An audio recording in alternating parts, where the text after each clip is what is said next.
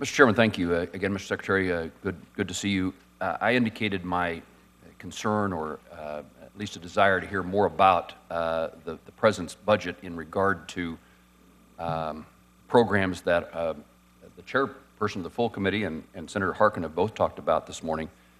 We have a mandate upon our schools to provide special education, IDEA. A number of school districts in Kansas are significantly impacted and require, by the federal presence, and require impact aid. And yet, in a $3.1 billion increase compared to 2012 levels, the only increase in formula grant programs is $20 million for special education grant for infants and families. There's no increase in Title I, no increase in special education grants to states, and no increase in impact aid.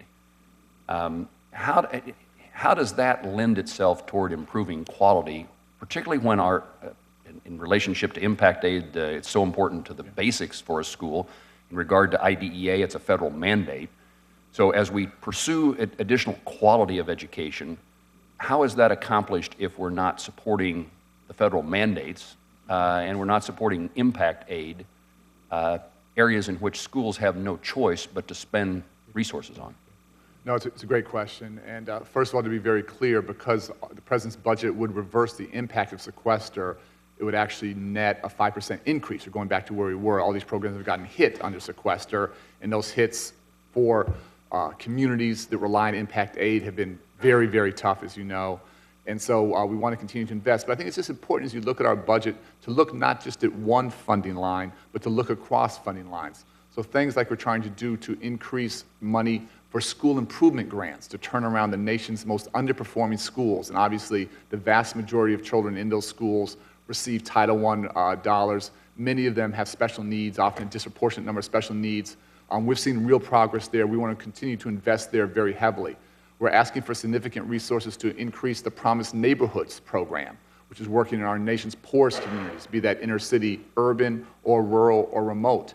Obviously, the vast majority of children in those communities are Title I recipients, again, often disproportionately with special needs. So if you look at one line item, I think you sort of miss the comprehensive nature of what we're trying to do. And again, what we're trying to do not just in our budget, but across the administration. So partnering with HHS on early childhood, partnering with HUD and Department of Justice and HHS and Department of Agriculture around this Promised Neighborhoods initiative. So your basic commitment or question of, are we doing the most we can to help our nation's most vulnerable children? That's an absolute rock-solid commitment, and we're trying to get at it in a more thoughtful, more comprehensive way. In the remaining time, let me ask a question related to higher education. Efforts in addressing college affordability. It seems to me that some of the proposals in this budget would be better addressed in the overall context of reauthorization of the Higher Education Act.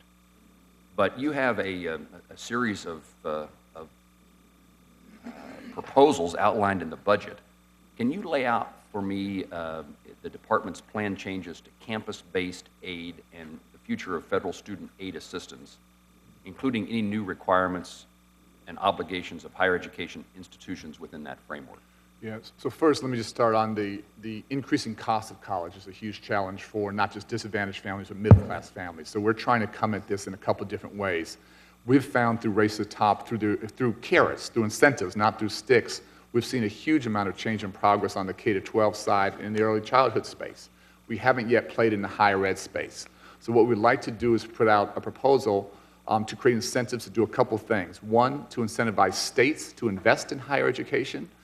In the past year or two, 40 states, Republican and Democratic leadership, 80% of the country, cut funding to higher education. And when that happens, what happens often, far too often, is in universities then jack up their tuition. So we want to incentivize states to invest, to not disinvest in higher ed. We want to incentivize universities to keep their tuition down. Some are doing a wonderful job of maintaining costs and using technology in creative ways.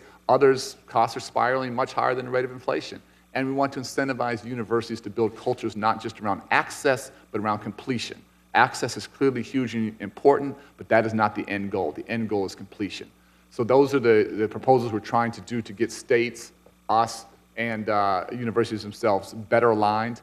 We're also proposing an increase in access to Perkins loans. That's been limited to a smaller universe of colleges. We want to expand that, have more institutions, more students have a chance to have access to those dollars as well.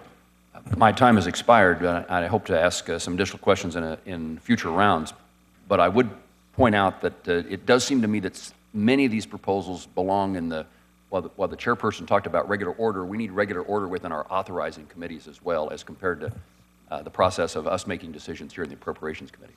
If I could very quickly, just an early childhood piece, which you didn't ask about, Kansas would be eligible in this program for up to $60 million.